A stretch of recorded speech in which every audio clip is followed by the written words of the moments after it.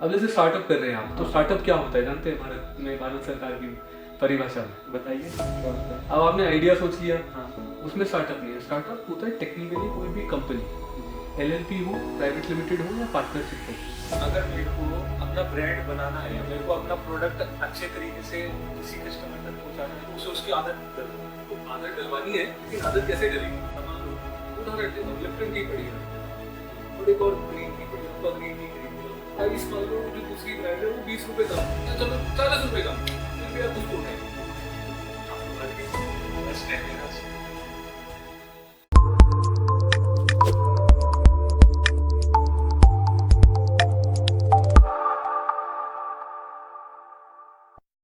So hello भैया, कैसे हैं आप? एकदम बढ़िया। तो कैसी रही आपका, मतलब आप आए यहाँ पर तो कैसा लगा आपको?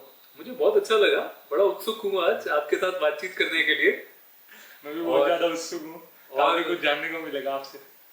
बिल्कुल बिल्कुल, और बिल्कुल मैं तारीफ करना चाहूंगा, आप लोगों ने इतनी मेहनत करी इसके लिए। Thank all the you, best. Thank you. मेरा आपसे क्वेश्चन है कि मतलब जैसे हमारे इंडिया के कंज्यूमर हैं, तो उनका बिहेवियर कैसा रहता है एज अ प्रोडक्ट, मतलब जैसे कंज्यूमर बिहेवियर की हम बात करें तो वो कैसा होता है? कंज्यूमर, देखिए ये जो कंज्यूमर शब्द है ना, ये थोड़ा वाइड है। अलग अलग प्रकार के कंज्यूमर है। आप देखिए 1.4 बिलियन लोग हैं, इतनी करोड़ों की जनसंख्या हमारी। आप अपने कॉलेज में हैं, आपने कभी नोट किया होगा कॉलेज में भी मानसिकता अलग अलग होती है ना। हाँ, अलग अलग बैकग्राउंड से आते हैं। आते हैं, आते हैं ना। आते हैं। तो कंज्यूमर भारत में हर प्रकार का है। एक मैस्लोव हायरार्की होती है, जी। उसके बारे में आप पढ़िएगा। हाँ, पढ़िए। ह्यूमन बीइंग्स की नीड्स अलग अलग समय पे बदलती रहती है।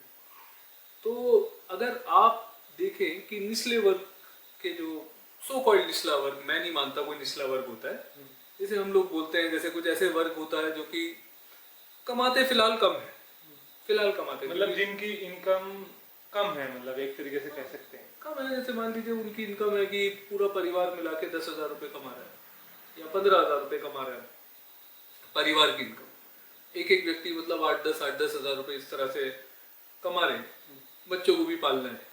क्या वो कंज्यूमर नहीं है? वो भी कंज्यूमर है। वो भी कंज्यूमर टूथपेस्ट उसको भी खरीदनी है ना।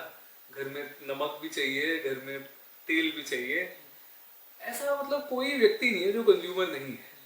बस कंज्यूमर की श्रेणियां होती हैं अलग अलग, इसीलिए हम बोलते हैं मार्केटिंग की भाषा में उसको सेगमेंट्स में डिवाइड कर देना। तो अगर बिहेवियर की बात करें कंज्यूमर की, कंज्यूमर को क्या चाहिए? दो तीन चीज़ों पे ही एक आप कोई उत्पाद क्यों खरीदते हैं? मैंने ये शर्ट खरीदी, मैंने ये शर्ट भी तो कुछ सोच के खरीदी है ना। क्या सोचा है? आमतौर पे आप अगर शर्ट खरीदेंगे तो क्या सोचेंगे? जैसे थोड़ा अच्छा हो देखने में, और थोड़ा मतलब ये प्राइस में भी अपना आ जाए सही, इस तरीके से खरीदते हैं। दूसरा हम पहनते हैं इस वजह से। तो अब एक छोटा बच्चा भी कंज्यूमर होता है, जानते हैं आप? पेन खरीदना है, आप बचपन में कोई पेन खरीदते थे ना? खरीदते थे, है ना। तो पेन क्या है? पेन आपकी नीड के हिसाब से बनी हुई चीज है। मैं बोलूंगा नहीं, मेरे को तो भाई यही पेन चाहिए, है ना। एक उस वक्त होता था कि पायलट पेन चाहिए हमारे जमाने में। हाँ, एक टाइम चलती थी पायलट पेन। आज भी मैं पायलट पेन देख के मेरे को वो नॉस्टैल्जिया बचपन के दिन याद आते हैं कि भैया पायलट पेन ही खरीदना है। तो कंज्यूमर के बारे में अब जो सवाल है विस्तृत है। भारत में हर प्रकार के कंज्यूमर है, जो कि अपर मिडिल क्लास के हैं, जो रिच क्लास के हैं। एक कंज्यूमर ऐसा है जिसको मतलब टॉप क्वालिटी चाहिए, उसको ये चाहिए और दिखाना है उसको। आप एक भैया इसमें ये होता है कि मतलब जैसे इंडिया के मोस्टली जो इंडिया के कंज्यूमर हैं, जहाँ तक का मैंने पढ़ा है, वो प्राइस सेगमेंट पे ज़्यादा खेलते हैं कि प्राइस कॉन्शियस ज़्यादा रहते हैं कि क्या है हमारा, हम क्या है, हम एज अ कोई भी चीज़ कर रहे हैं, जुगाड़ में बहुत ज़्यादा चीज़ें करते हैं कि हर एक चीज़ हम जुगाड़ से करते हैं। तो हम प्राइस सेंसिटिव भी उतनी है, मतलब अगर हम कोई चीज़ खरीद रहे हैं तो सबसे पहले उसका प्राइस देखते हैं। देखिए प्राइस हर कोई देखता है। मैं विदेश भी गया हूँ, वहाँ पे भी प्राइस सेंसिटिव होते हैं, लेकिन भारत में एक ऐसा कंज्यूमर भी है जो प्राइस सेंसिटिव नहीं है। आप 5 स्टार प्रॉपर्टी में गए, आप सीजन में जाके देखिए, यहाँ मसूरी में 5 स्टार प्रॉपर्टी भरी हुई होती है। क्या वो प्राइस देखते हैं? देखते हैं भी और नहीं भी। कॉफी भी पीते हैं, बिल्कुल है प्राइस सेंसिटिव, और मेरे ख्याल से अच्छी बात भी है। आप कोई भी चीज ले रहे हैं, आप उसका मूल्य देख के ले रहे हैं, आपको भी तो होना चाहिए ना कि यार वैल्यू फॉर मनी है कि नहीं। इसलिए तो भारतीय लोग विदेश में भी ज्यादा सक्सेसफुल रहते हैं। अमेरिका में हमारे जो भारतीय मूल के लोग हैं अच्छा कमाते हैं, क्योंकि वो मूल रखते हैं ना कि भाई एक दाम है किसी चीज का, दाम से मतलब मेरे पास जो सामान आया उचित मूल्य पे मैं लेके आया, इसकी क्वालिटी कैसी है, सब कुछ कैसा है। और एक पॉइंट के बाद सबको क्वालिटी भी चाहिए। अब आप एक स्टैब्लिश ब्रांड का मान लो, उदाहरण देता हूँ, लिप्टन टी पड़ी है आपके सामने और एक और ग्रीन टी पड़ी है, आपका ग्रीन टी खरीदने का मन कर रहा है, प्राइस मान लो जो दूसरी ब्रांड है वो 20 रुपए कम है, या चलो 40 रुपए कम है, फिर भी आप किसको उठाएंगे? लिप्टन। क्यों? आप तो भारतीय हैं। ट्रस्ट है मेरा उस पर। मतलब कि अगर मेरे को अपना बिजनेस बनाना है तो मेरे को ब्रांड पे ज़्यादा फोकस करना है, विश्वास उस पर टिका रहता है सब। सब कुछ। तो वो बनता कैसे है? बहुत इजी है और मुश्किल सिंपल भी है सिंपल है। देखो इसको आप एक सामान्य जीवन से रिलेट करके देखिए। जैसे आपके दोस्त हैं जी 5 दोस्त हैं, 5 पे बराबर विश्वास करते हैं आप? नहीं, है ना? नहीं, क्यों? अलग अलग रहता है सब पे कि कोई मेरे कुछ ज़्यादा करीब है जिससे मैं कुछ ज़्यादा ही अपनी पर्सनल बातें शेयर करता हूँ, कुछ ऐसे भी है जिन्हें मैं वो बातें नहीं बताता। तो मेरा ट्रस्ट है किसी बंदे पे ज़्यादा क्यों है ज्यादा है, क्यों कम है, क्यों ज्यादा है? क्योंकि मुझे लगता है कि वो शेयर नहीं करेगा। मतलब अगर मैं उसको कुछ बताऊंगा तो वो शेयर नहीं करेगा उस चीज़ को किसी के साथ। कभी भरोसा टूटा है आपका दोस्ती में? अभी तक तो नहीं हुआ। नहीं हुआ? नहीं। अरे तो जब हम इतने बड़े हो जाते हैं तो कभी कभी भरोसा टूटता है ना। नहीं हाँ। टूटा, चलो बहुत अच्छी बात है, नहीं टूटा, भरोसा टूटता भी है ना हमारा। तो लेकिन कभी ऐसा हुआ है किसी से भरोसा टूटा हो लेकिन फिर भी आपने कहा हो कि चलो एक और मौका दे देते हैं? हाँ, ऐसा हुआ है। ऐसा हुआ है? ऐसा एक बार हुआ है। उसके बाद कभी ऐसा भी हुआ होगा कि चलो अब अच्छा एक्सपीरियंस रहा है यार, अब इस पे भरोसा कर सकता हूँ, है ना? ऐसा रहा है। तो देखिए सामान्य बात है, आपने मेरे को कुछ बोला कि मैं ये करूंगा, है ना? आपने वो कर दिया तो क्या हुआ? मेरा आप पे भरोसा हुआ, हाँ बिल्कुल। हाँ, भरोसा हो गया मेरा आप पे। बढ़ गया। बढ़ गया। बढ़ा कि नहीं बढ़ा? बढ़ा। सामान्य है। हाँ। आपने वो नहीं किया तो मेरा भरोसा नहीं होगा, पिछली बार कम गया, कम मतलब रहेगा, मेरा भरोसा कम हो मतलब गया, उतना बॉन्ड नहीं बन पाएगा। बॉन्ड नहीं बन पाएगा ना। तो ट्रस्ट यही होता है, सिंपल। तो ब्रांड का ट्रस्ट भी आप जो जो मेरा मानना है, फॉर एग्जांपल अब आपने एक प्रोडक्ट लॉन्च कर दिया जी। एक चीज तो है, खरीदार होते हैं, है ना? तो पहले तो यही होता है प्रोडक्ट जो आप बना रहे हैं वो कोई प्रॉब्लम सॉल्व कर रहा है कि नहीं। ये तो अधिकतर एक अंग्रेजी भाषा में से क्लीशे बोला जाता है, you should solve some problem. जी। क्लीशे मतलब जो बहुत ज्यादा उपयोग करे जाने वाली चीज होती है ना। तो अब क्या है कि आपका प्रोडक्ट है, मान लीजिए आप एक मसाला बेच रहे हैं। जी। आपने मसाला बेचना चालू किया, आपने 10 लोगों को वो मसाला बेचा, 10 लोगों ने कहा यार क्वालिटी अच्छी है लड़के की, जो भी है क्वालिटी अच्छी है। अब क्या होगा, वो दोबारा आएंगे आपके पास, मान लो जी। उनको दोबारा लगा कि यार दोबारा भी सेम क्वालिटी का मसाला उनको मिल गया, तो क्या हुआ, उनका उसका ट्रस्ट बन गया उस चीज़ आपके पे ऊपर ट्रस्ट बन गया कि हाँ भाई मैं जब भी इसके पास जा रहा हूँ तो हाँ क्वालिटी अच्छी दे रहा है। कस्टमर आपका कोई भी हो सकता है। देखिए B2B बिजनेस होता है, एक D2C होता है, B2B2C आप कर रहे हैं, आप अपनी ब्रांड बना के कर रहे हैं और किसी ब्रांड को बेच रहे हैं, ऐसा भी बिजनेस होता है। हम उस चीज को वो लेते नहीं है, लेकिन वो भी बिजनेस अच्छा होता है, हर बिजनेस अच्छा है, हर वो काम अच्छा है। अब क्या हो रहा है कि देखिए आपने क्या करा, वो मसाला मतलब अब 5 बार मेरे को अच्छा मिल गया, छठी बार मान लो नहीं मिला, थोड़ा खराब। फॉर एग्जाम्पल कॉस्ट भी मेरे को सही मिल रही है, चल यार 2 रुपए ज्यादा चार्ज कर रहा है लेकिन उसका माल अच्छा है, माल अच्छा है ना? ये मैं पिछली बार मान लो उससे मैंने हल्दी खरीदी थी, हल्दी अच्छी है यार इसकी, चलता है, चल रही है। अब एक बार आदत पड़ जाती है। अब आप जैसे आप मसूरी जाते हैं घूमने, जी। आप जब जाते हैं तो मैगी खाते हैं वहाँ? हाँ, मैगी चलती है। मैगी चलती है, मैगी चलती तो कोई आपका फेवरेट स्पॉट होगा। हाँ है। अब आप 5 बार मसूरी जाएंगे, 5 में से कितनी बार उस स्पॉट पे जाते हैं? मोस्टली सारी बार उसी के स्टोर पे जाते हैं। एग्जैक्टली। क्यों? क्योंकि तो मेरे को अच्छा लगता है, वहाँ पर लोकेशन अच्छी रहती है, जो वो खाना देते हैं, जो भी रहते हैं वो सब अच्छा, बढ़िया रहता है। एक चीज बताऊं मजेदार, जी। ऐसी और लोकेशन भी हो सकती है, हो सकता है उससे अच्छी हो। हाँ, हो सकता है। बिल्कुल होंगी, हो सकता क्या होंगी भी, एक हमें ना आदत पड़ जाती है ना। एक सिंपल सा एक्सपेरिमेंट करूं, आप एक काम करो, ये हाथ लो और अपने ऐसे अंगूठे एक के ऊपर एक रखो। अब मैं एक एग्जांपल में बोल दूंगा, आपने राइट अंगूठा लेफ्ट अंगूठे के ऊपर रखा है, देखो आप, है ना। अब मैं ये बोलता हूँ कि नहीं, अंगूठे एक के ऊपर एक रखो ऐसे ही, लेकिन लेफ्ट अंगूठा नीचे राइट अंगूठा ऊपर रखो, करो जरा ऐसे, करो, लेफ्ट अंगूठा नीचे राइट ऊपर। देख थोड़ी दिक्कत हो रही है ना, मन कर रहा है अंगूठा हटा लूं, है ना। रह रहा है हाँ, हाँ, मतलब मन कर रहा है ना? थोड़ा हेजिटेशन से होगा कि हाँ। थोड़ा माइंड को प्रोसेस करने में थोड़ा टाइम लगा कि अच्छा हेजिटेशन हो रही है ना, अभी हाँ। करके रखो जरा, एक 10 सेकंड आप करके देखो। तो ये मैं पता है क्यों बता रहा हूँ, आप क्यों, आप भी कह रहे होंगे कि यार ये कैसे एग्जाम्पल है। जी। देखो आपको समझना पड़ेगा, हटा सकते हैं, समझना पड़ेगा ह्यूमन बीइंग्स कैसे होते हैं। हम अपनी कंफर्ट जोन में, आदत चाहिए। अब घर में एक सामान आना चालू हो जाता है ना, आदत, कंफर्ट जोन बन गया। वो जो मैगी पॉइंट है ना आपका, जी, वो मेरा कंफर्ट जोन हो गया। बिल्कुल बन गया आपका कंफर्ट जोन सर वो। तो मतलब ये तो वो वाली बात हो गई कि अगर मेरे को अपना ब्रांड बनाना है या मेरे को अपना प्रोडक्ट अच्छे तरीके से किसी कस्टमर तक पहुंचाना है, तो उसे उसकी आदत डलवाना। हाँ देखो, आदत डलवानी है, लेकिन आदत कैसे डलेगी, बात ये है, रिपीट कस्टमर्स चाहिए आपको। जी। आपको वही विश्वास वाली बात है, आपने विश्वास से सवाल करा, विश्वास से। विश्वास ऐसे ही बनता है। देखिए आप, अब एक बार उसको आदत पड़ गई, यार हल्दी इसी की अच्छी है, वो चाहे 2 रुपए महंगी 1 रुपए सस्ती, जो भी, उसे लॉयल कस्टमर्स भी बोला जाता है हमारी भाषा में। एक बार आदत बन गई है, वो कंफर्ट जोन में आ गया आपकी। अब आप जब तक कुछ बहुत ही गड़बड़ नहीं करते, वो नहीं जाएगा। जल्दी से नहीं जाएगा। अब गाड़ियां हो गई भाई, पहाड़ों में सबको पता है कौन सी गाड़ी लेनी है, छोटी गाड़ी लेनी है, पहाड़ों में कौन सी लेते हैं, मोस्टली इसका आइडिया नहीं है मेरे ऑल्टो, 800 ऑल्टो, आप देख लीजिए। को। और तो हाँ ऑल्टो सबसे ज्यादा पहाड़ों में ऑल्टो चलती है, छोटी गाड़ियों में।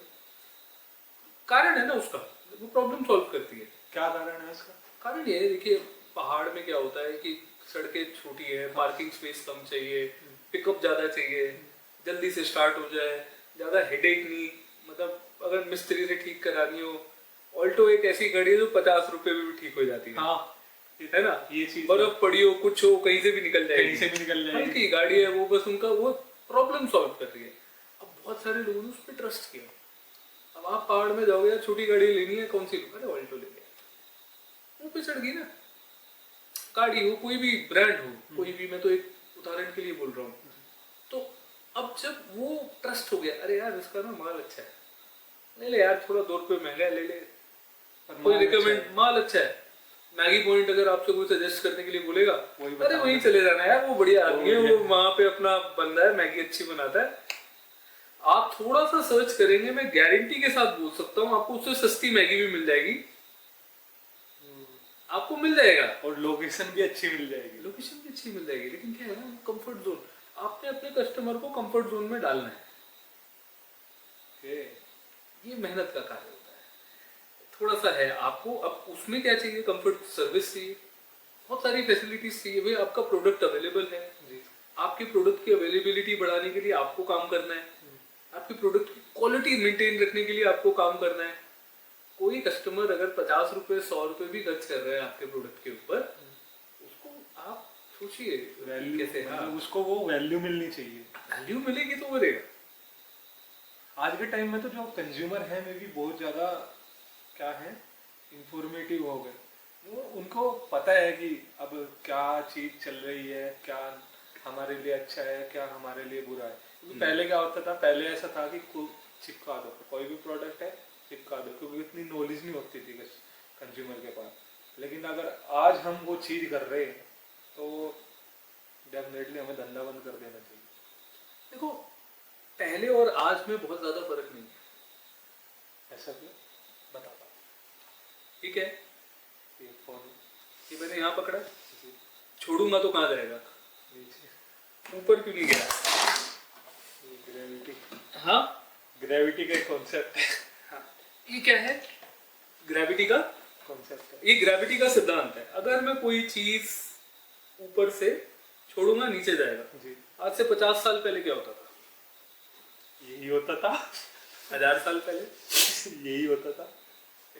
मैं ये एग्जांपल क्यों दे रहा हूँ? क्यों? मैं बताता हूँ आपको। आज से 100 साल पहले भी अगर कोई ब्रांड बना है जी, या आज जो ब्रांड बना है ना, प्रिंसिपल एक सिद्धांत होता है ना? सिद्धांत क्या है कि ग्रेविटी का मैंने सिंपल सा एग्जांपल दे दिया। अच्छा, आज से 50 साल पहले आप क्या अभी आप क्या ब्रीद इन करते हो? सांस लेते हो तो सांस क्या लेते अंदर जाती है? ऑक्सीजन। बाहर क्या फेंकते हो? Carbon dioxide. 100 साल पहले ऑक्सीजन। है? सेम। सेम है ना? सेम है। 1000 साल पहले क्या था? सेम ऑक्सीजन, कार्बन डाइऑक्साइड भाई आप ऑक्सीजन ले रहे हो, कार्बन CO2 आप छोड़ रहे हो। कितना मर्जी 1 लाख साल पहले। ह्यूमन हिस्ट्री बहुत पुरानी है। जी, आप अगर ट्रैक करोगे आइस एज, अभी वो इंडस वैली सिविलाइजेशन में इतना कुछ मिला है, आपने देखा होगा, है ना? तो कहने का मतलब क्या है कि आज से अगर इंडस वैली सिविलाइजेशन पे भी जाए, मैं बहुत दूर चला गया, वहां पे भी लोग प्रोडक्ट बेचते थे। इसका उदाहरण हमें मिला है ना? वहां पे भी आदान प्रदान होता था। आज पूरे अवशेष है। अरे भाई, कभी भी आप आदान प्रदान करोगे, सिद्धांत वही रहेगा। तो बिजनेस के क्या प्रिंसिपल है, मैं बता। हाँ, यहाँ है ना बात।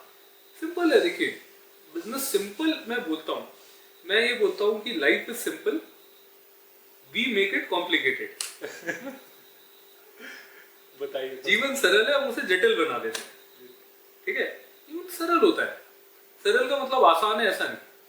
सिंपल चीजें ही करने में इंसान, क्योंकि उसमें आपको मेहनत लगती है। मेहनत सही दिशा में लगनी बहुत जरूरी है। कुछ कॉम्प्लिकेशंस करने की, फैंसी चीजें करने की हम बहुत कोशिश करते हैं। हाँ। सिद्धांत क्या है बिजनेस का? भाई एक सिंपल सा सिद्धांत में उदाहरण आपको दे रहा था। ये मैंने जैकेट खरीदी, मैं लाया, मान लो मैंने पैसे खर्च किए थे इस पे, है ना? मैं ये नहीं कह रहा बदलाव नहीं होता, बदलाव भी होते हैं। सिद्धांत लेकिन नहीं बदलते। प्रिंसिपल्स हमेशा कोर रहते हैं, मतलब में सेम रहते हैं। कोर रहते हैं। सिद्धांत हमेशा कोर रहेंगे। बताइए उनके बारे में। देखिए, आप कोई चिप्स का पैकेट भी क्यों खरीदते क्योंकि मेरे को उसको खाना हैं? क्वालिटी चाहिए आपको, है ना? कुछ आपकी प्रॉब्लम सॉल्व हो रही है, आपको टेस्ट चाहिए। अगर कोई भी आज की डेट में प्रोडक्ट है, उसमें क्वालिटी है ना, उसकी प्राइसिंग वाजिब है, तो प्रोडक्ट के लिए मार्केट है। ओके, मतलब क्वालिटी और प्राइसिंग, हाँ दो मेन चीज। हाँ, मेन चीजें हैं, क्वालिटी, प्राइसिंग। और फिर आपको प्राइसिंग, मतलब सिद्धांत क्या होता है बिजनेस का? सिद्धांत यही है ना कि जो प्राइसिंग आप रख रहे हैं, आपको अपने बारे में भी अपने टीम के बारे में सोचना है, जो लोग उस प्रोडक्ट को बनाएंगे, क्योंकि आप उनके लिए जॉब्स क्रिएट कर रहे हैं। आपको हर महीने उनको सैलरीज देनी, आपको उनके बारे में सोचना है ना? जी। उसका खर्चा भी आपको उसी से निकालना है। हाँ। प्राइसिंग कम रख देंगे तो क्या होगा? प्राइसिंग कम रख देंगे तो ये होगा कि फ्यूचर में चल के हमें प्रॉब्लम हो सकती है, हम सैलरी नहीं दे पाएंगे उनको, तो उससे हम उनको फायर कर देंगे। तो सस्टेनेबल बिजनेस आपको बनाना है कि प्राइसिंग उसमें क्वालिटी रहे, आपकी प्राइसिंग वैसी रहे कि जो कि कंज्यूमर को भी ज्यादा ना लगे और बहुत ज्यादा वैसी भी ना हो कि आप लॉस में कर रहे हैं। उसको सस्टेनेबल बिजनेस, आपको कस्टमर को खुश रखना है। तो मतलब पहला तो हो गया हमारा प्राइसिंग, क्वालिटी और प्राइसिंग। प्राइसिंग ही सब कुछ नहीं है, क्वालिटी मेंटेन रखनी है, प्राइसिंग सही रखनी है ना? और सर्विस अच्छी देनी है कंज्यूमर को। लगातार देते रहो। आज 10 कस्टमर्स हैं। कोई समोसे की दुकान आपने शहर में देखी होगी, बड़ी बढ़िया चलती है। कोई ईटिंग पॉइंट्स होते हैं, देहरादून में भी है कुछ जगह है जो बहुत बेस्ट, मतलब उन वहाँ पर क्राउड बहुत ज्यादा रहता है, टूटता नहीं क्राउड। एक क्वालिटी होती है उन चीजों में, कहीं भी जा। क्या? आप एक काम करना, आज से 10 साल पहले, आज एक किसी भी शहर में जाओ, उसके ईटिंग पॉइंट में जी, आप जाके देखिएगा, उसके फूड की जो टेस्ट है ना, जो 10 साल पहले था ना, वो भी आज उसने मेंटेन रखा, जो क्वालिटी। मैं देहरादून के आपको एग्जांपल दे सकता हूँ। जो फूड पॉइंट्स हैं जी, जो बहुत चलते हैं। अब मैं बचपन में वहाँ से खाता था, और आज खाता हूँ वो भी है। और जिन फूड पॉइंट्स ने उस पर कॉम्प्रोमाइज किया वो उतने अच्छे नहीं चलते हैं। मतलब वो सस्टेनेबल नहीं रह पाए। हाँ, क्योंकि वो क्वालिटी में कॉम्प्रोमाइज कर दिया। हम एक जगह का मैं नाम नहीं लेना चाहता, एक जगह का नाम, एक जगह है यहाँ पे, हम वहाँ पे बचपन में मोमोज खाने जाते थे। हमारे दोस्त लोग पलटन जाते थे यार, और मतलब ऐसे होता था वेज मोमो तो यहीं के खाएंगे, ठीक है। मतलब वो आपका एक पॉइंट था। पॉइंट अड्डे होते हैं ना यार सबके, वो अपनी होती है यार। स्कूल टाइम में हम वहाँ जाते थे, बड़े हुए तब भी जाते थे, कॉलेज में तब भी जाते थे, कॉलेज पास करके जॉब लग गए तब भी गए। पर जॉब लगने के कुछ साल के बाद हमें ऐसा लगा कि नहीं यार, अब बात नहीं रही जो पहले थी। जो पहले थी। अब हमने जाना बंद कर दिया, कितने साल हो गए। नहीं यार, वहाँ नहीं जाना यार, अब क्वालिटी में मजा नहीं आता, कहीं और जाएंगे। तो मतलब क्वालिटी में वो कॉम्प्रोमाइज करने लग गया। टेस्ट जो है वो मेंटेन। ओके, यानी कि कहने का मतलब ये है कि अगर हमें अपने बिजनेस को सस्टेनेबल बनाना है तो एक तो हमें प्राइस पे खेलना पड़ेगा, दूसरा हमें क्वालिटी पे खेलना पड़ेगा, देन तीसरा हमें सर्विस पे खेलना पड़ेगा। क्योंकि हम जितनी अच्छी अपनी सर्विस देंगे कस्टमर को, वो उतने लंबे समय तक का हमारे साथ रहेगा। सबसे अच्छी जो प्रचार प्रसार होता है वर्ड ऑफ माउथ होता है जी। वर्ड ऑफ माउथ में अगर किसी ने बोल दिया है यार इसका ना जो ये है ना, ये अच्छा है, ये प्रोडक्ट अच्छा है, प्रोडक्ट अच्छा है, सर्विस अच्छी है, सर्विसेज आपको इसी भी दे रहे हैं, है ना, आपकी सर्विसेज अच्छी है तो अच्छी है, आपने सिस्टम्स बना रखे हैं, आपने प्रोसेसेस बना रखे हैं। कई कुछ गाड़ियाँ होती हैं, उन्होंने सिस्टम्स प्रोसेसेस और निरंतरता सीखते रहोगे, सीखने की कोई उम्र नहीं होती है ना, जब तक आप जी रहे हैं तब तक सीखो। जापानी भाषा में बोलता है काइजन बोलते हैं ना, कंटिन्यूअस इम्प्रूवमेंट। जी।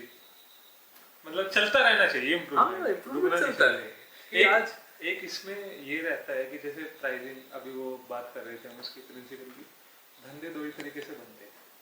एक तो ये कि या तो आपका कोई मतलब कोई मार्केट में प्रोडक्ट है, या तो आप वो क्वालिटी दे दो सेम प्राइस पे, या फिर आप क्या कहते हैं कम प्राइस पे थोड़ी ज्यादा क्वालिटी दे दो। दो चीज से बनते हैं मेरे देखो, हिसाब से। आपको मैं एक उदाहरण दूंगा जी, एलोन मस्क का। बताइए। आप मान लो आप गाड़ी चल बना रहे हैं, तो गाड़ी बनाने में डिजाइन इंपॉर्टेंट है कि नहीं है? मैं हूं, मैंने डिजाइन पब्लिकली कर दिया, फ्री में आके ले लो मुझसे डिजाइन। ऐसा नहीं हो सकता। ऐसा होता है, एलोन मस्क करता है। ऐसा करते हैं? जी हाँ, पता है क्यों करते हैं? क्यों?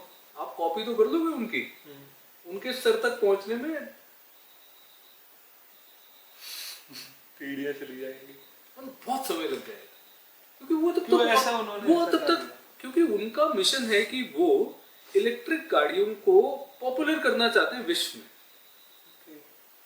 उनको वो सिर्फ उतना नहीं सोच रहे कि टेस्ला तक है, वो पूरी दुनिया में उनका ये है कि इलेक्ट्रिक गाड़ियां जो है वो पॉपुलर हो पूरे वर्ल्ड में, पूरे वर्ल्ड में। क्योंकि और उसमें सबसे बड़ा प्लेयर कौन सा है? टेस्ला। तो आप समझने की कोशिश करिए समझिए वो क्या खेलना चाह रहे हैं। और अगर कोई और कंपनी भी बनाएगी तो स्पेयर पार्ट्स तो टेस्ला से ही आएंगे ना, उनका धंधा और बढ़ेगा।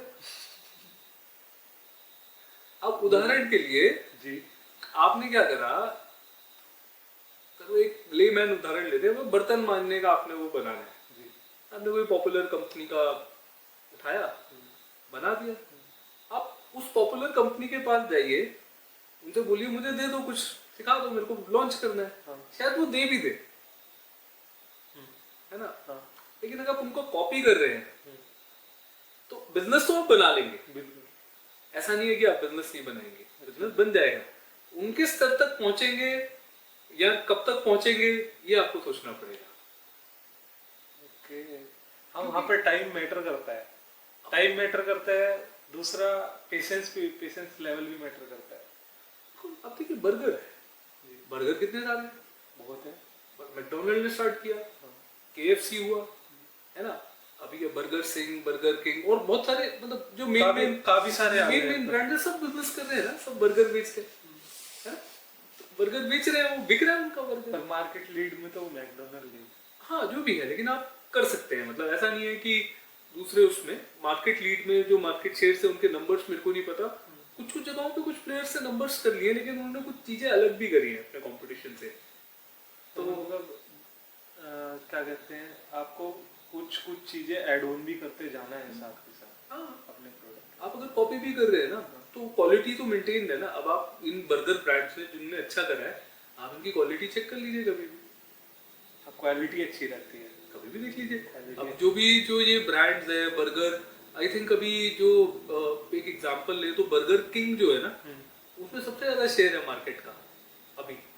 अभी के टाइम हाँ अभी के लिए, मैं पूरा फैक्चुअल मेरे को चेक करना पड़ेगा, बट जहां तक मेरे को पता है हाँ सबसे ज्यादा शेयर उन्हीं का है, बर्गर किंग का। क्यों?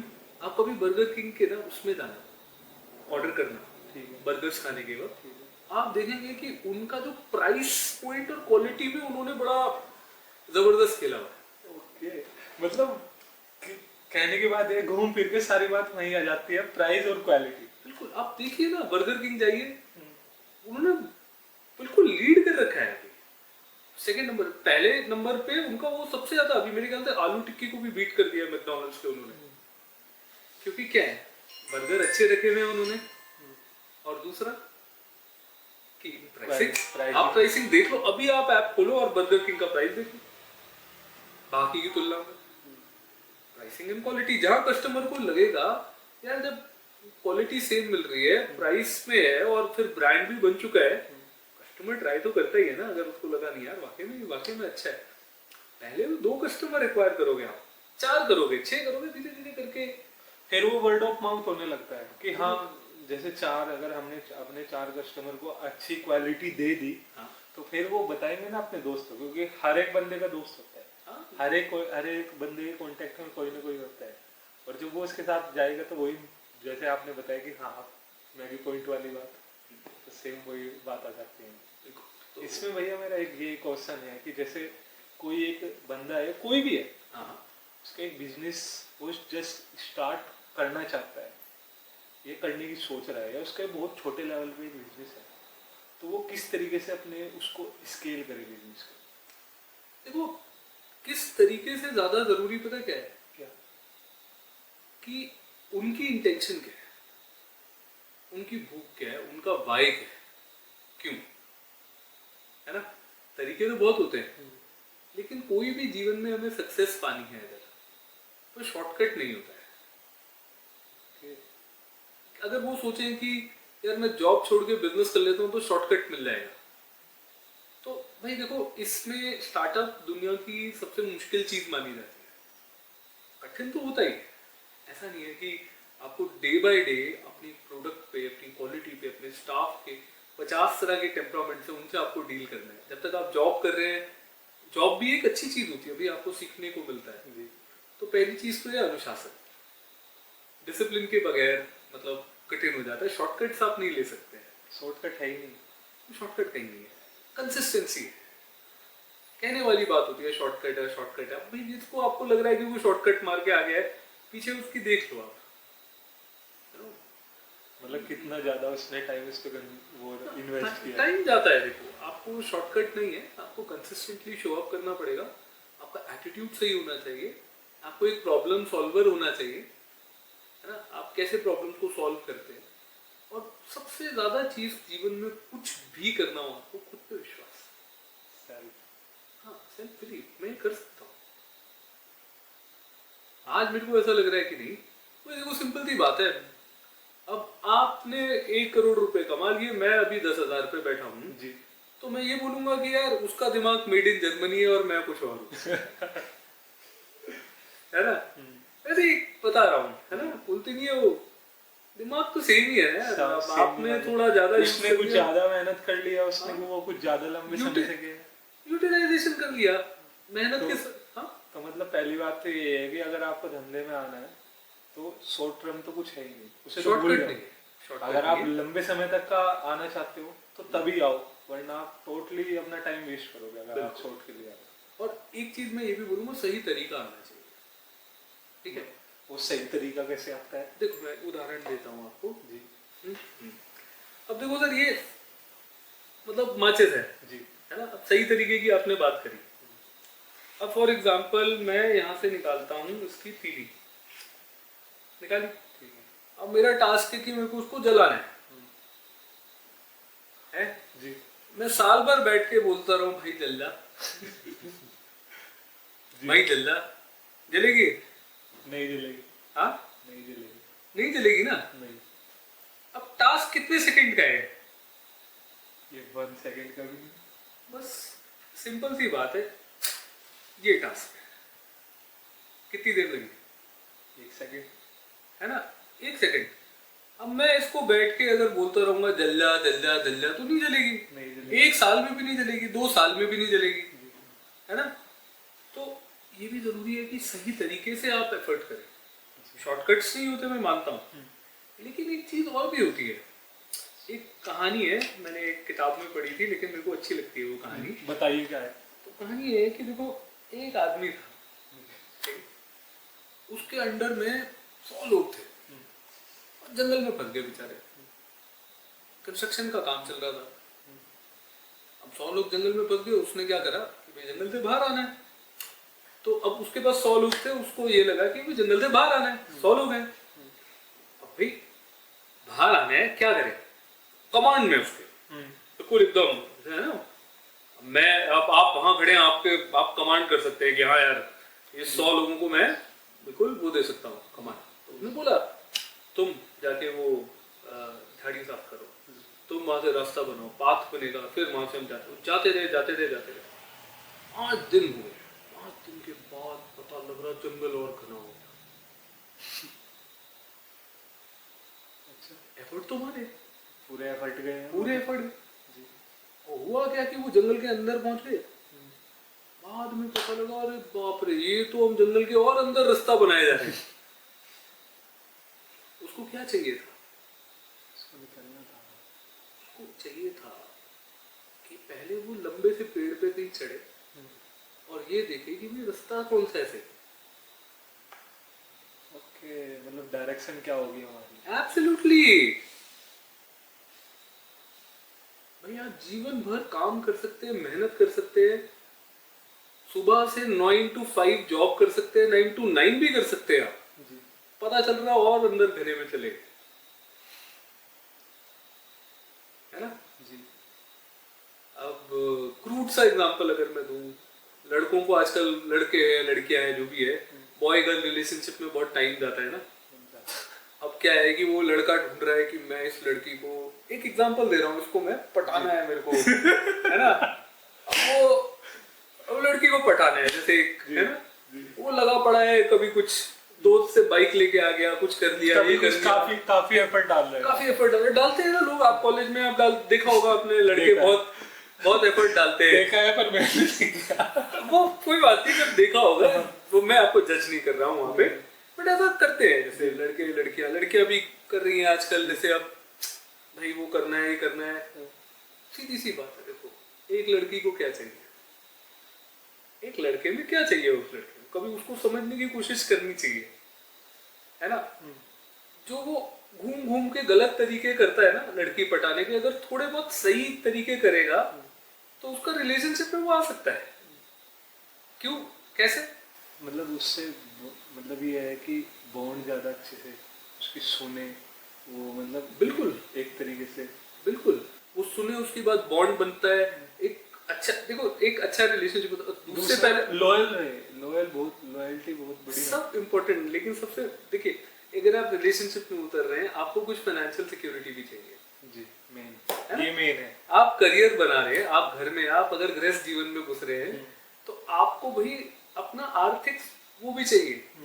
अब आपने आर्थिक उसके लिए क्या करा, क्या देगा आपको फाइनेंशियल सिक्योरिटी? कुछ भी नहीं किया मैंने, तो सारा टाइम अपना उधर लगा लिया आपने, उसको अंडरस्टैंड भी कर लिया, वहां बैठ के आपने लॉयल्टी वाली बातें भी कर ली। लेकिन मेन चीज क्या है? पैसा। First things first. मैं नहीं कह रहा कि बिल्कुल ही पैसा ही सब कुछ है जीवन में, नहीं, मैं ऐसा नहीं मानता हूँ, लेकिन कुछ काम के लिए चाहिए भाई। ऐसे बेसिकली बेसिक नीड के लिए तो चाहिए, जो बेसिक नीड आपको रहना है, आपको सस्टेन करना है। नहीं रहना एक अलग बात है, कई लोग होते हैं, मैं ये भी मानता हूँ, आप अगर वो काम करते हैं जिसको आप एंजॉय करते हैं तो पैसा आ जाएगा, लेकिन थोड़ा आपको करना पड़ेगा उसमें। उसके है लिए ना। करना पड़ेगा। अब उन्होंने आपने जो आपका कॉलेज का टाइम है, अगर मान लो वही व्यक्ति है, अगर वो लड़की के ज्यादा चक्कर में ना पड़े, पहली चीज आप नोटिस करिएगा, जो लड़के कम चक्कर में पड़ते हैं लड़कियां उनकी प्रति ज्यादा ज्यादा हाँ, मतलब ये नेचुरल है। अब देखिएगा, हम इतनी जो टाइम और एनर्जी वेस्ट करते हैं, इतना कुछ होता है ना, तो जो कम रहते हैं, ये नहीं कि डिसरिस्पेक्ट कर रहे हैं, मैं डिसरिस्पेक्ट की बात नहीं कर रहा हूँ, मतलब मैं ज्यादा ध्यान नहीं दे रहा हूँ, मतलब इज्जत एक अलग चीज है। मतलब कहने की बात है कि जो अपने ऊपर ज्यादा ध्यान हाँ, देते हैं, अपने काम पे फोकस मतलब ये नहीं कि लड़कियों को निम्न नजरों से देख रहे हैं, भाई नहीं, वो नहीं। मतलब एज रेस्पेक्ट रिस्पेक्ट है भाई, आप हैं, आप मेरी दोस्त है, जो है रिस्पेक्ट है, पर अभी मैं आपके लिए अवेलेबल नहीं हूँ, मैं ज्यादा ध्यान नहीं दे सकता। मेरा ध्यान कहाँ है, अभी मैं अभी अपने करियर बनाने पे ध्यान दे रहा हूँ, या मैंने अपना करियर कहीं स्टैब्लिश कर लिया, कॉलेज से निकला, पे स्केल अच्छा मिल गया, कुछ भी हो गया, क्या होगा, बाय प्रोडक्ट क्या है, अब मैं अवेलेबल हूँ, अब अवेलेबल है, क्योंकि अब उसके पास फाइनेंशियली सिक्योरिटी भी है। अब आप अच्छे से रह सकते हो उस लड़की के साथ, वो भी खुश रहेगी। फिर ऑब्वियसली उन सब चीज़ों के अलावा रिस्पेक्ट होती है, एक अच्छे रिश्ते की नींव अंडरस्टैंडिंग पे बनती है, इज्जत पे बनती है, कमिटमेंट पे बनती है, वो सारे एस्पेक्ट्स तो बहुत इंपॉर्टेंट हैं, क्योंकि पैसा आपको, मतलब क्या एक कहावत है पता है, क्या? कुछ लोग इतने गरीब होते हैं, उनके पास देने के लिए सिर्फ पैसा होता है, उनके जीवन में पैसे के अलावा कुछ नहीं होता। अब आप देख लीजिए, अब किसी व्यक्ति के पास बहुत पैसा है, आपके सामने इस रूम में बैठ गया, है ना, उसको बात करने की अकल नहीं है, मान लो बात नहीं करना आता, सॉफ्ट स्किल्स नहीं है, एटिकेट्स नहीं है, मैं पढ़े लिखे की बात नहीं कर रहा, ये पढ़ा लिखा और नहीं पढ़ा लिखा से कुछ बहुत ज्यादा अंतर नहीं, एक होता है अंदर इज्जत भाव, आप इंसान कैसे हैं, व्यवहार कैसा है, व्यवहार कैसे, इंसान कैसे, अंदर से कैसे आप, मतलब मैटर वो करता है। बहुत मैटर करता है लाइफ में, मतलब सिर्फ पैसा ही वही है ना कि मतलब आप और वो कहीं ना कहीं वो हमारे बिजनेस पे भी पैसा वो रिफ्लेक्ट करता है, क्योंकि जिस तरीके का हम होंगे, मतलब जैसा उसका फाउंडर होता है, जैसा उस बिजनेस को चलाने वाला चला रहा है, जो भी बंदा, उसको इस तरीके का उसका सोच होगा, जैसा भी उसका व्यवहार होगा, जैसा वो अंदर से होगा, उसके बिजनेस में भी रिफ्लेक्ट करेगा। अगर वो अंदर से करप्ट है, उसका बिहेवियर अच्छा नहीं है, तो उसका बिजनेस में भी इफेक्ट करेगा, वो उसमें दिखेगा। ये मेरा मानना है। बिल्कुल। देखिए, इसलिए क्या है कि बिजनेस में एक ये भी फंडामेंटल है, treat your employees as your customers. मतलब थोड़ा इसको एक्सप्लेन कीजिए। मैंने पढ़ा था, मेरे को अच्छा लगता है, आपके साथ जो काम कर रहे हैं ना लोग, जी आप बॉन्ड चाहते हैं उनके साथ, आपको वो भी तो चाहिए ना, आप उनकी भी उतनी रिस्पेक्ट करें ना जैसे आप कस्टमर्स की करते हैं। जी, अगर आपको कस्टमर्स चाहिए तो आप वही चला रहे हैं ना, हमारे चला रहे हैं, वो आपके, आप अकेले थोड़ी ना कर सकते हैं, आपके अंदर टीम मेंबरशिप होनी चाहिए, आप प्रिंसिपल्स यही है ना, आप इंसान कैसे हैं, आप इंसान अच्छे हैं, आप बॉन्ड अच्छा करेंगे, आप समय से उनको पैसा भी दे रहे हैं, ठीक है। बिजनेस में उतार चढ़ाव रहते हैं, कई बार नहीं हो पाता, आप कोशिश करते हैं, अप डाउन तो आते हैं ना, आते रहते हैं, तो आपके एम्प्लॉइज को भी समझना पड़ेगा। आप अगर एम्प्लॉइज के साथ सिर्फ वैसा रिश्ता रखेंगे, बस बॉस वाला या वैसा वाला, वो चल नहीं पाता, वो आज के टाइम में लंबे समय तक नहीं चल पाता, क्योंकि आज का जो एज एम्प्लॉय है वो इस तरीके का है कि अगर आप उससे अच्छे रिलेशन नहीं बनाओगे तो वो स्विच कर देगा। अगर आप उसे रेस्पेक्ट नहीं दोगे तो वो स्विच कर देगा, आप नहीं दोगे वो किसी और के पास जाएगा।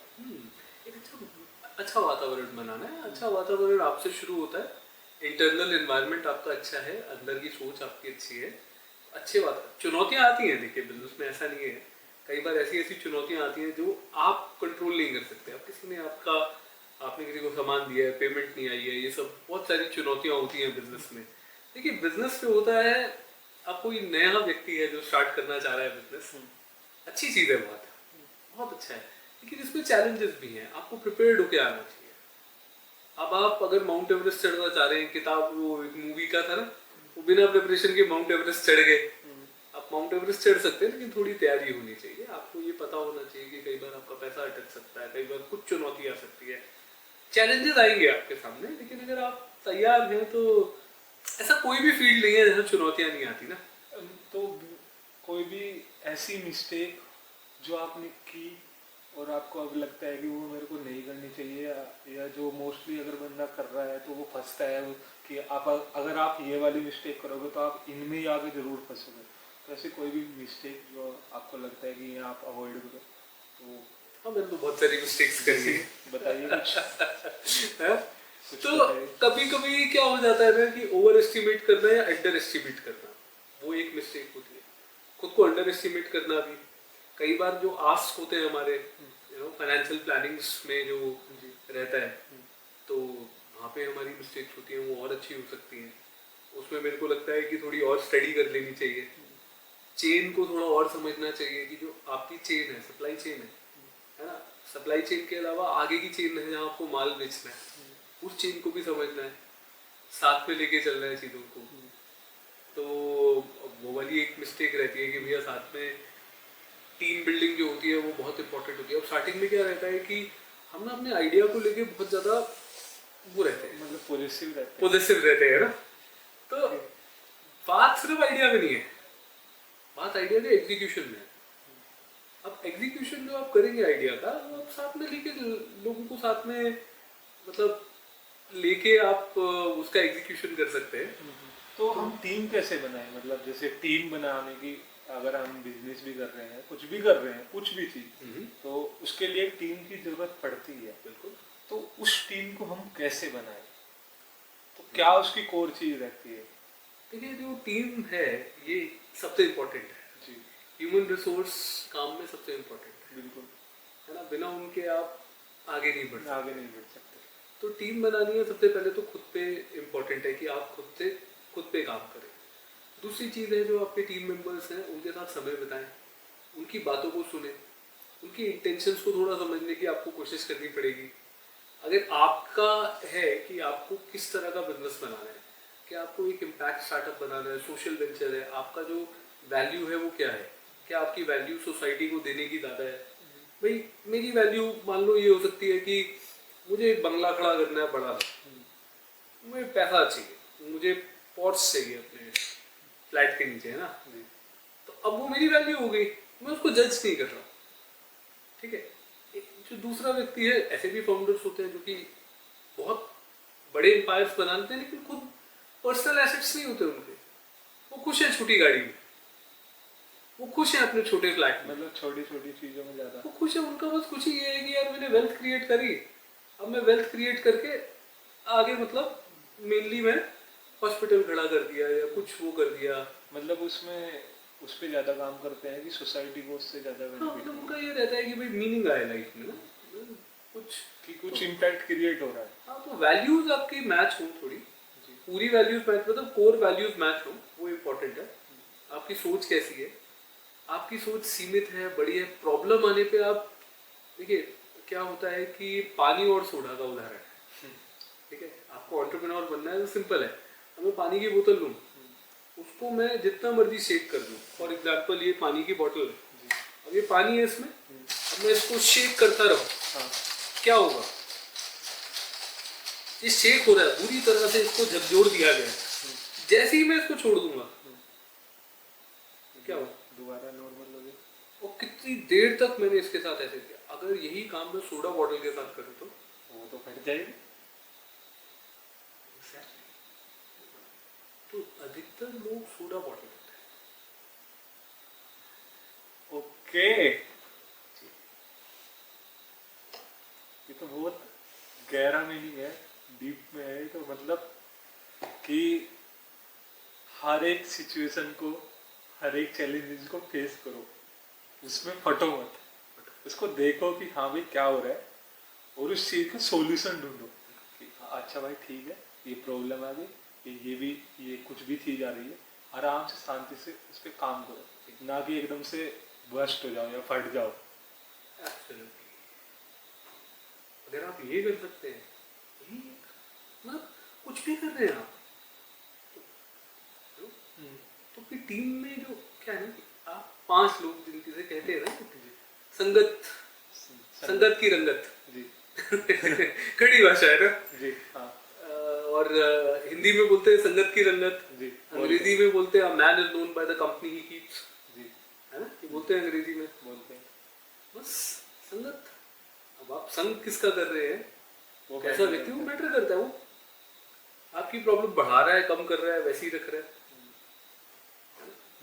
वो इम्पोर्टेंट है। देखो वो कोर टीम की बात मैं जो कर रहा हूँ, बाकी तो देखो आपको टीम बनानी है, आप परफेक्ट व्यक्ति कभी भी नहीं बन सकते, ढूंढ नहीं सकते किसी में, खुद बन है भी ना? नहीं सकते। खुद बन भी नहीं सकते, मतलब कुछ कोर वैल्यू है आपकी, कोर वैल्यू है उसकी नहीं है, लेकिन आपको उसके साथ ऐसा नहीं है कि आप, अब मैं अगर फॉल्ट फाइंडिंग करता रहूँगा, मैंने, मेरा टीम मेंबर है ना, तो फॉल्ट फाइंडिंग भी एक बहुत बड़ी प्रॉब्लम है।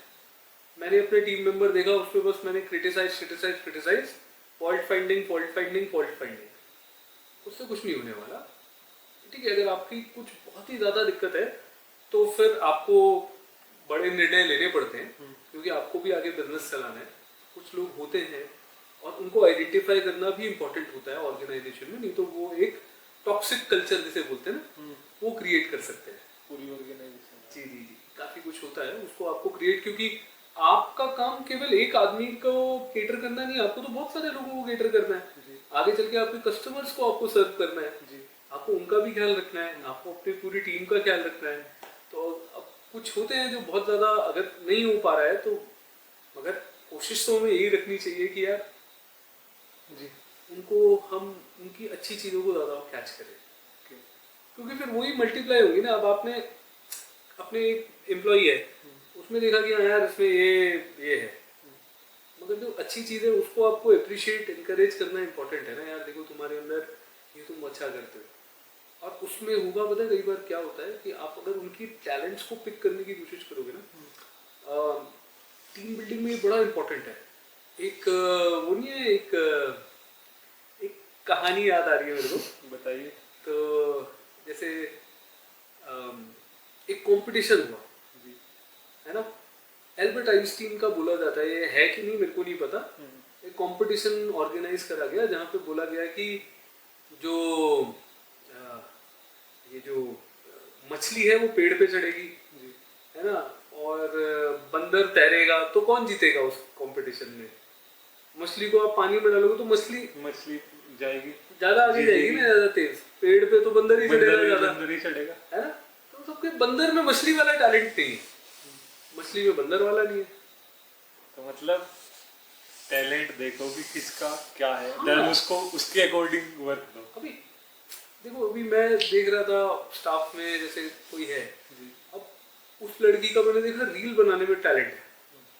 मैंने कहा, मैं उसे कुछ और काम में लगा रखा था, ऑब्वियसली वर्क की नीड्स थी कि जैसे ही मैंने उसे रील का काम दिया, उसने 5 मिनट में वो प्रॉब्लम सॉल्व करके मेरे को दे दी, कम पैसों में दे दी, बहुत कम पैसों में। ये भी स्किल्स है, ये स्किल है। ये देखो, जो भी होते हैं ना लोग, उनको आइडेंटिफाई और लोगों की समस्या को समझना, कई बार आप नहीं कर सकते, आप नहीं उनको पैसे दे पाए, प्रॉब्लम सुन तो लो, बोलना क्या चाह रहे हो, और जैसे आपका धंधे का विस्तार हो तो भाई कंट्रीब्यूट करो उनके। आप कितने सारे ऐसे बिजनेस हैं, जैसे अभी एक डायमंड बिजनेस कर रहे थे, उन्होंने अपने स्टाफ को कार्स दी। कई लोगों का ऑब्जेक्टिव यही होता है कि हाँ यार मैं तो अपने एम्प्लॉयज को सबको एक गाड़ी दूंगा, मतलब एप्रिशिएट किया उन्होंने उस चीज में। भाई मैं चाहता हूँ कि अपने घरों में कार खड़ी हो, ऐसा विजन भी होता है। अब आप खुद सोचो कि 150 एम्प्लॉयज है, आपको कैसा लगेगा जब आप 150 के 150 एम्प्लॉयज को एक गाड़ी गिफ्ट कर रहे हो? कभी ऐसा सोचो देगा, कितना प्राउड फील होगा आपको। अलग ही प्राउड फील हो रहा है। अब वो लोगों का अलग ही वो होगा कि हाँ यार उनके घर में गाड़ी जा रही है। बिजनेस करने के अलग अलग वैल्यूज हैं, अलग अलग तरीके हैं, आप किस तरीके से अपना बिजनेस चलाना चाहते हो, तो वो मैटर करता है। बाकी एक दो चीजें हैं जो उसको इंसान को समझना चाहिए कि एक तो आपके अंदर अनंत क्षमता है, अनंत प्रतिभा है आपके अंदर, इनफाइनाइट। खुद पे विश्वास रखो, उस इनफिनिट पोटेंशियल को टैप कर दो, आप कुछ भी कर सकते हो, है ना। हर व्यक्ति कुछ भी कर सकता है, क्या करना है वो आपका निर्णय। अब अगर इस इंटेंशन के साथ आप कोई भी काम करते हैं कि हाँ यार मैं कुछ भी कर सकता हूँ, तब क्या है फिर, तब आप करिए। फिर आपने अगर सोच लिया है कि हाँ मेरे को आज ये 100 लोगों को, एम्प्लॉयज को कार देनी है, चाहे 5 साल के बाद देनी है, 6 साल के बाद देनी है, फिर लग जाइए आप उस काम पे लग जाएगी। ओके भैया, तो जैसे बिजनेस मतलब आपका कैसे रुझान हुआ या आपको कैसे आइडिया आया कि चलो मेरे को ये हिम शक्ति को एस्टेब्लिश करना है? थोड़ा हिम शक्ति के बारे में बताइए और अपनी जर्नी के बारे में बताइए कि आप कैसे आए इस चीज में। देखिए मैं ये बोलता हूँ कि एक ना सेरेंडिपिटी जैसा शब्द है अंग्रेजी में, जी इसको बोलते हैं लक बाय चांस, ऐसे बोलते हैं, हाँ, बोलते हैं लक बाय चांस। या संजोग बोलते हैं हिंदी में कि ईश्वर के संजोग होते हैं। तो मेरे को मौका मिला था 2012 में जी रामकृष्ण आश्रम के साथ एक फ्लड रिलीफ वर्क पे जाने का, जी। उत्तरकाशी डिस्ट्रिक्ट में। तो मैं उस वहाँ समय केदारनाथ की वो भी आई थी बात। उससे 1 साल पहले अच्छा, उससे एक साल। 80 गंगा करके एक है, जी वहाँ पे बादल फटा था। ओके। तो गंगा जी की ही ट्रिब्यूटरी है जी 80 गंगा, गंगोरी उत्तरकाशी जो जी है। जी बादल फटा था तो वहाँ पे थोड़ा बहुत सेवा का मौका मिला, तो वहाँ गया मैं। वहाँ पे एक आईटीबीपी के अफसर हैं, उनके साथ मेरी दोस्ती हुई।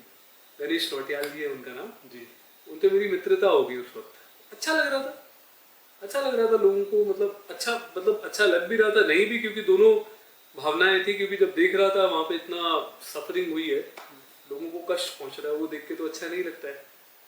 2013 में फिर केदारनाथ ट्रेजेडी हुई, तो गणेश नौटियाल जी ने बोला कि सर उत्तरकाशी क्षेत्र में काफी कुछ हुआ है। तो मन में एक वो आया कि कुछ करना चाहिए। क्या करना चाहिए मुझे भी नहीं पता, लेकिन मुझे अच्छा लगता था कि यार कुछ करूं तो कुछ इम्पैक्ट हो, तो मुझे अच्छा लगता है। मतलब कुछ इम्पैक्ट होना चाहिए। हाँ, कुछ इम्पैक्ट हो, तो मैं इतना ज़्यादा सोचता नहीं हूँ। मुझे अच्छा लगता है कि अगर किसी वजह से मतलब मैं अगर कुछ ऐसा करूँ किसी के जीवन में कुछ भी एक डिफरेंस क्रिएट हो, तो मैं बोलूँगा यार कुछ एक मैंने मीनिंगफुल कुछ कार्य कर लिया है।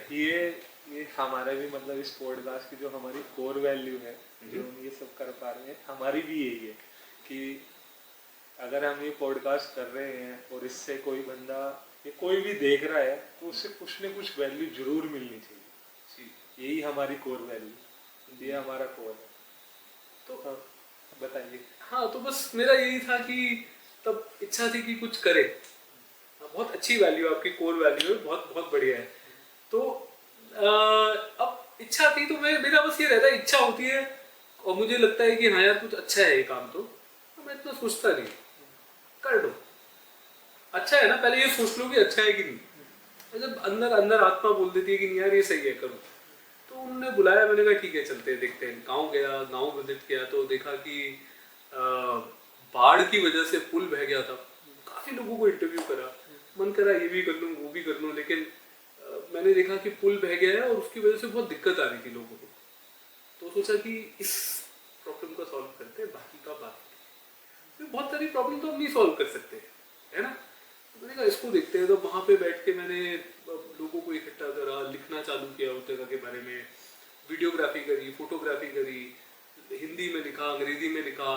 उसके बाद न्यूज़पेपर वालों के पास अप्रोच किया कि भाई ऐसी ऐसी समस्या है, इसको अच्छा है, ताकि सरकार के ऊपर दबाव बने कि वो करे काम। लोगों को बहुत असुविधा हो रही थी। जी एक गांव में गया, वहाँ पे लोगों की ये जो लिटिल फिंगर होती है, जी छोटी उंगली, 17 लोगों की उंगली कटी हुई थी। मैंने डॉक्यूमेंट किया वो। और उस वक्त मैं 3-4 घंटे ट्रैक पे जाता था ऐसे गांव में, अकेला, एकदम अकेला, अच्छा ऐसी कैमरा लेके। आज भी मेरे पास वो रिकॉर्ड्स पड़े हुए ओके। कैमरा के, वो जो हैं। तो वहाँ मैं गांव में गया, उन्होंने कहा सर 17 लोगों की उंगली कट गई। मैंने कहा क्यों? पुल पार कर रहे थे तो वो ट्रॉली को खींच रहे थे, वो रस्सी से नहीं खींचते, तो वो कह रहे थे कि सर बैक मारती है ट्रॉली, और उसकी जो वो चक्की होती है ना, जैसे अब आप ऐसे खींच रहे हो, अचानक से बैक आया तो क्या होगा, हाथ उस चक्की में जाएगा और कौन सी उंगली जाएगी, डाउन वाली। 17 लोगों की उंगलियां कटी थी। मैंने डॉक्यूमेंट किया, कोई मीडिया वाला नहीं गया था, पैदल चल के जाना था ना, 3-4 घंटे गए, बहुत मजा आया। उसके बाद मतलब मजा तो नहीं कहूँगा, मगर ये कहूँगा कि यार एक अलग अनुभव था। मतलब मुझे लगा नहीं यार ये वाला जो है ना, अगर ब्रिज बन जाता है तो एटलीस्ट कुछ। और फिर मैंने सरकार को बोला कि भाई आप नॉर्मल ट्रॉली नहीं लगाएंगे, उससे लोगों के हाथ कटते, आप मोटराइज ट्रॉली लगाएंगे। डिटसारी गांव है, वहाँ मोटराइज ट्रॉली का प्लांटेशन करा पीडब्ल्यूडी ने, बहुत लंबी, बहुत कुछ हुआ है बीच में। तो मतलब गांव वाले इकट्ठा होकर डीएम के ऑफिस गए, गांव वालों को इकट्ठा किया, लीड किया वहाँ से कि भाई न्यूज़ में बोलना था, भाषण देना था वहाँ सबके सामने। गांव वाले थोड़ा हिचकिचा रहे थे, तो मैं जाके वहाँ पे बोलता था, तो वो भी वाले रिकॉर्ड्स भी अभी भी है न्यूज़ में, क्या बोलना है कैसे करना है मुझे भी नहीं पता था। बस मेरे को ये पता था कि यार ये काम अच्छा है, क्या बोलना है क्या नहीं बोलना है तो देख लेंगे हम। और फिर ये आपने बिजनेस हिमशक्ति के कैसे मैं आता हूँ उस पर भी। तो वो सारा संघर्ष का एक दौर था, हो गया, पुल बन गया, अच्छा लगा, बड़ा अच्छा लगा कि यार ऑब्जेक्टिव सॉल्व, प्रॉब्लम सॉल्व। अब उसके बाद मैं कॉर्पोरेट हाउस में काम कर रहा था, और फिर 2018 की बात है, एक फ्रांस की लड़की ने पढ़ा मेरे बारे में, बोलते हैं कि अर्षद मेरे को उसी गांव में जाना है जहाँ आपने काम किया है पहले। हम उसी गांव में चले गए, वहाँ पे भ्रमण कर रहे थे, देखा कि यार अभी भी, उसने देखा कि एक परिवार है जो उस घर में रह रहा है जहाँ पे उन्होंने वो बैल बांध रखा है, उसी कमरे में वो खाना बना रहे हैं, उसी कमरे में उनका बैल है जो कि अपना वहाँ पे गोबर भी कर रहा है, वहीं पे वो सो रहे हैं, वहीं पे खा रहे हैं। मूव हो गए। तो मैंने उसको बोला, मैंने कहा देखो पहाड़ों में ये दिक्कत है, रोजगार नहीं मिलता है, यहाँ पे रोजगार की समस्या है, प्रॉब्लम है, और लोग यहाँ से पलायन भी बहुत करते हैं। इंटरव्यूज करे हमने कि वहाँ पे देखा कि आज स्कूल के बच्चे ही नहीं आ रहे, स्कूल के बच्चे अधिकतर फिर नीचे नीचे गांव से छोड़ छोड़ के, फर्टाइल लैंड है। तो मैंने उस लड़की के साथ मैंने सोचा कि यार पार्ट ऑफ द प्रॉब्लम, तो कोई भी आए समस्या देखी, अरे बड़ी मतलब मैंने समस्या देखी, अरे यार बहुत बुरा लगा, है ना, समस्या देख के और आ गया, बहुत बुरा लगा और हो गया। मेरा ऐसा स्वभाव नहीं है, मैंने कहा नहीं यार सॉल्यूशन की तरफ फोकस कर। मैंने कहा let's start a new journey now. पहले सोचा एनजीओ करते हैं क्या करते हैं, मैंने कहा नहीं, इम्पैक्ट स्टार्टअप करेंगे। इम्पैक्ट स्टार्टअप से यहाँ के उत्पाद को जो हम कर सकते हैं, जितनी हमारी, चाहे मैं 2 लोगों को इम्पैक्ट करूँ, बस वहाँ से स्टार्ट करेंगे, और यहाँ के उत्पादों को बाहर लेके जाएंगे, और जो भी सेल्स होगा, क्योंकि फिर हम उन पे एहसान भी नहीं कर रहे। हाँ, वो दोनों के लिए फायदा है ना, वो आपका भी हो रहा है।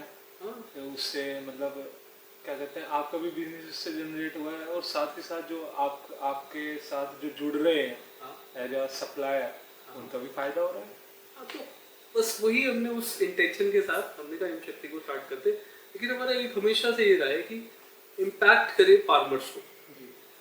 आज भी उसी पे चल रहे, तो काफी इंटरेस्टिंग जर्नी रही है। तो ये हिमशक्ति का मॉडल कैसे है, मतलब ये बिजनेस मॉडल कैसे है, उसके बारे में बताइए थोड़ा। हाँ, थोड़ा सा हिमशक्ति के कुछ वो भी बताता हूँ मैं कि यात्रा में क्या क्या रहा। पहला हमने नमक लॉन्च किया, एक हमने सीजन सॉल्ट पहाड़ी नमक होता है वो लॉन्च किया।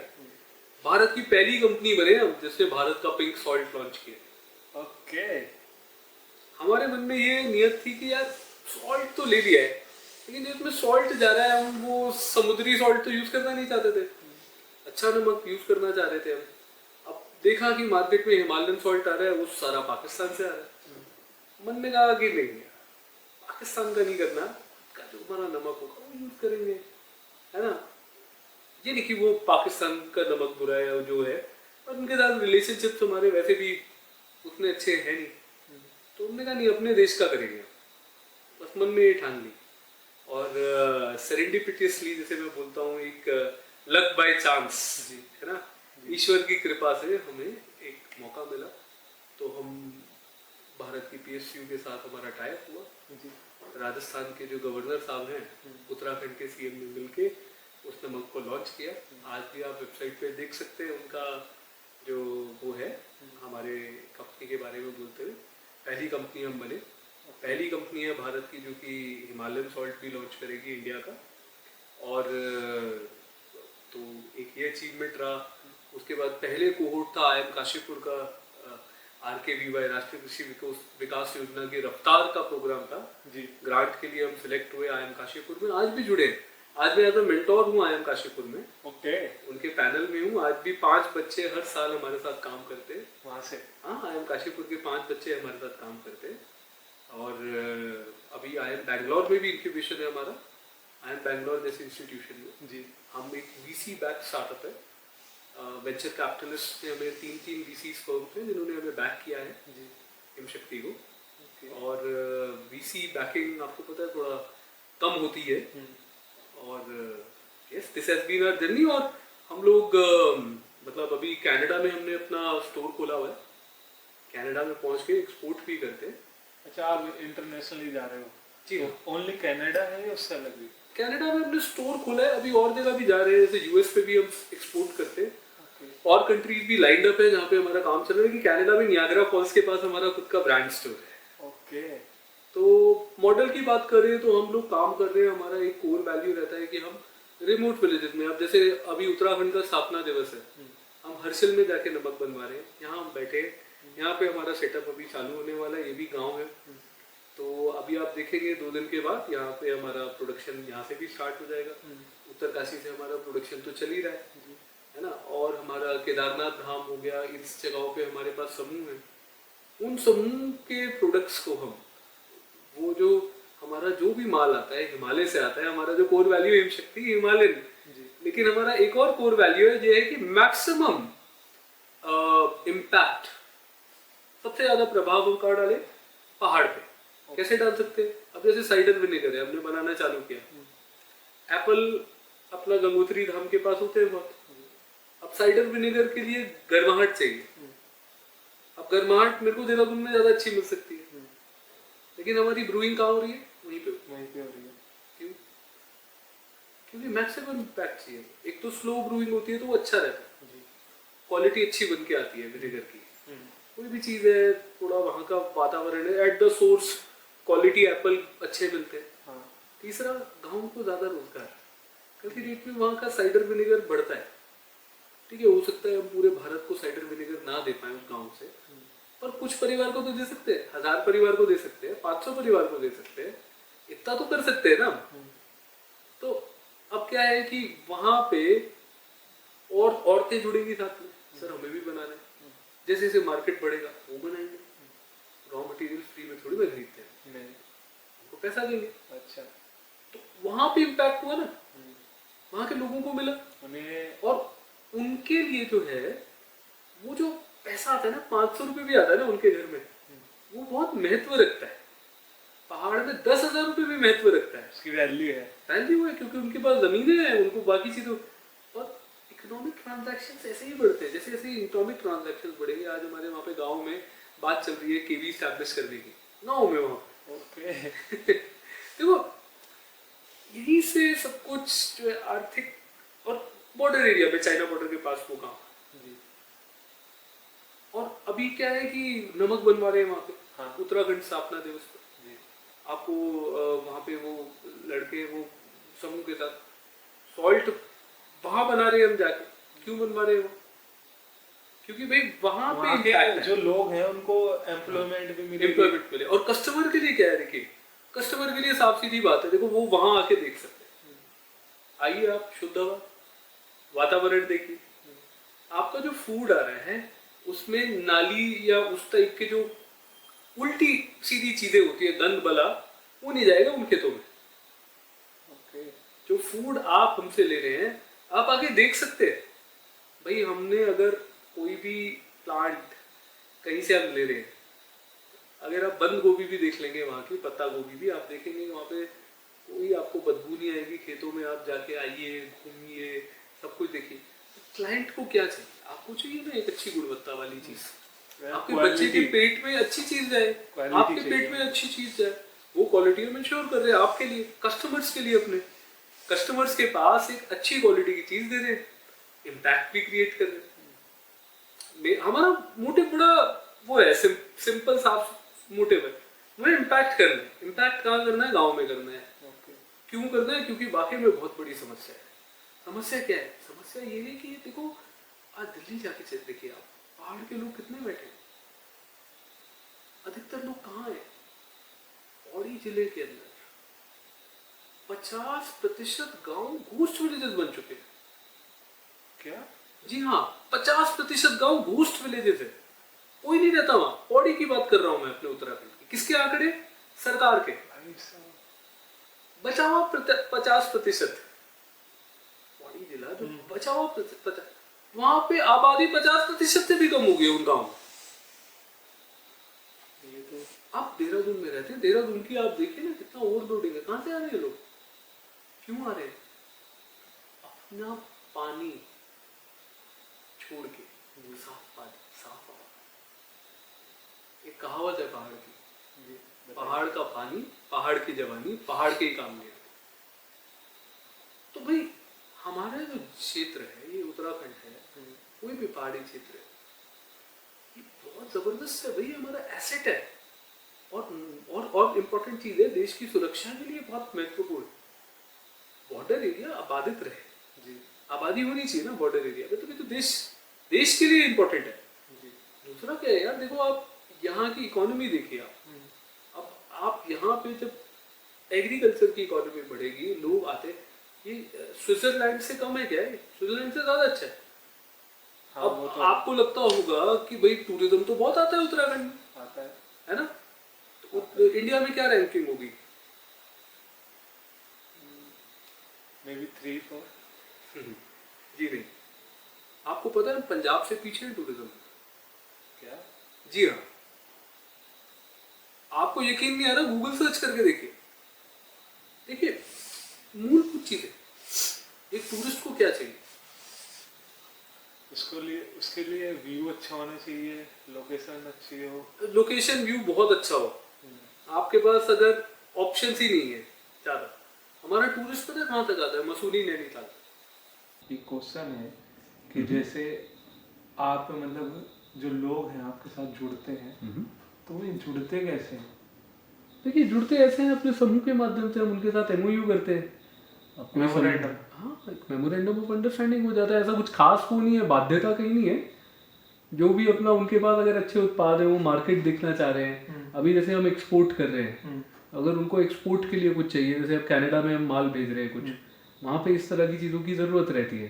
तो मतलब हाँ, मतलब ये बताइए कि जैसे एक्सपोर्ट आप करते हो, तो कोई बंदा एक्सपोर्ट कर रहा है, तो वो कैसे कर सकता है? मतलब वो बाहर माल कैसे भेज सकता है? देखिए वो आपको वहाँ के जो वो होते हैं नियम कानून, उसको समझना पड़ेगा।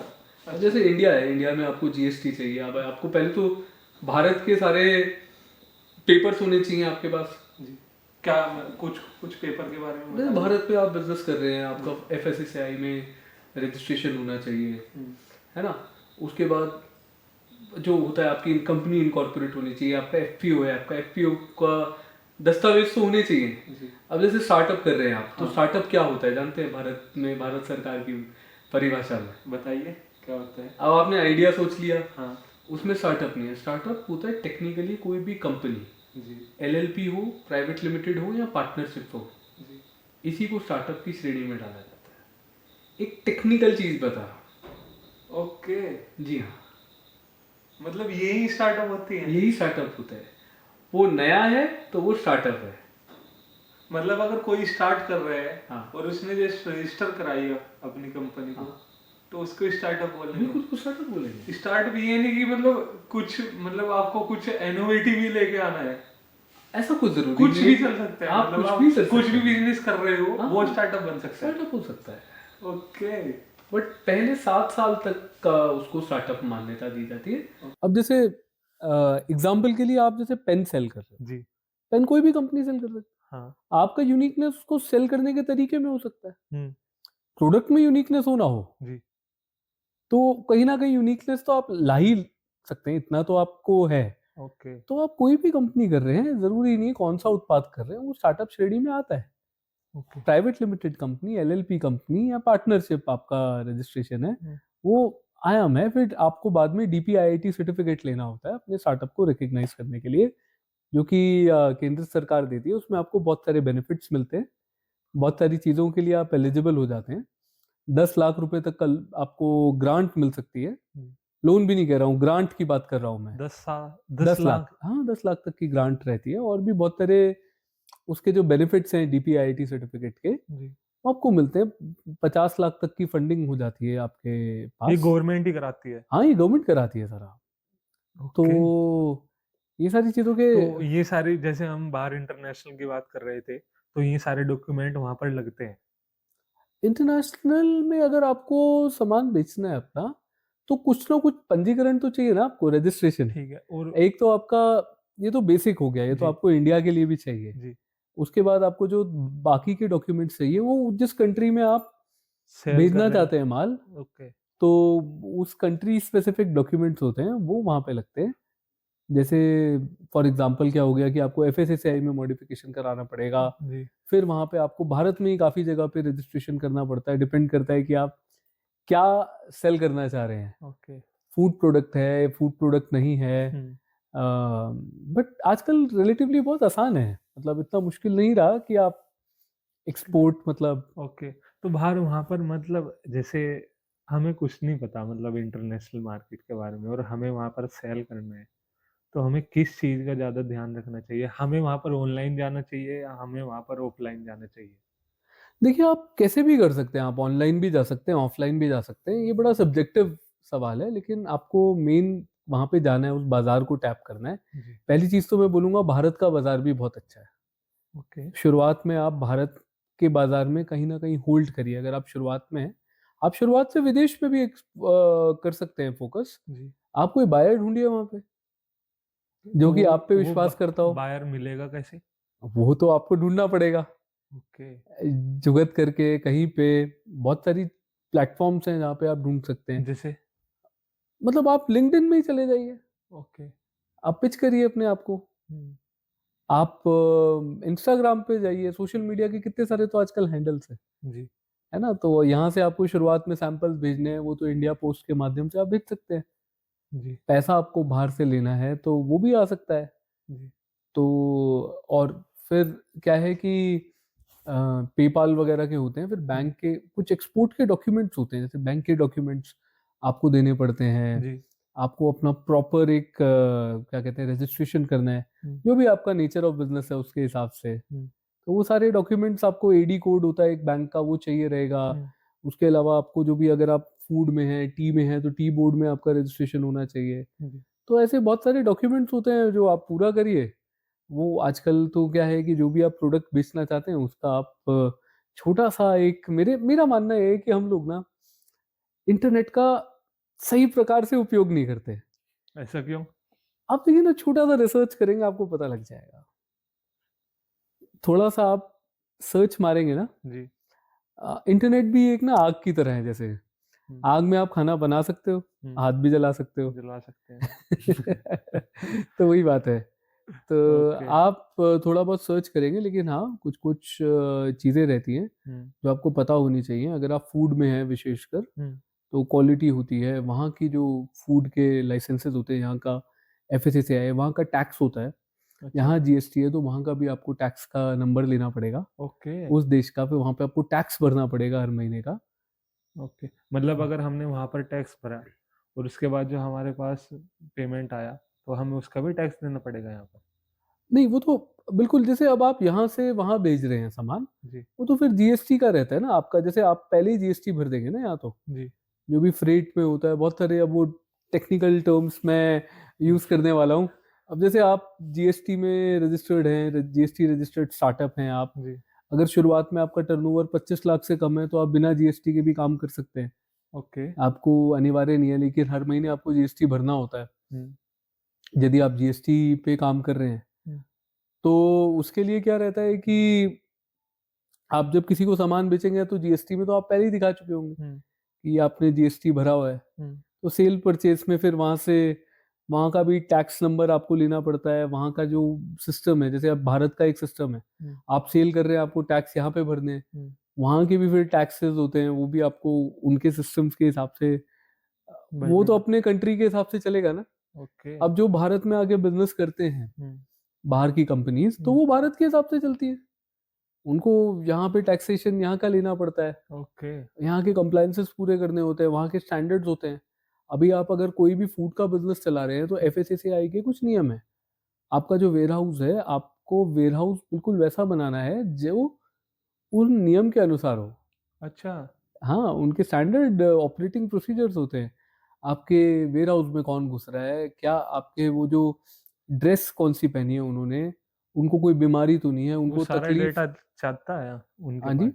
वो सारा डेटा जाता देखिए है? ये तो आपको खुद मेंटेन रखना चाहिए ना, आप फूड अच्छा का व्यापार कर रहे हैं तो मतलब कितना हाइजीनिक आप। सिक्योरिटी और हाइजीनिक के ऊपर हाँ ज्यादा मतलब वो तो आपका है ना कि सारा आपको देखना है, तो इसी प्रकार से उनके भी स्टैंडर्ड्स हैं, नॉर्म्स हैं।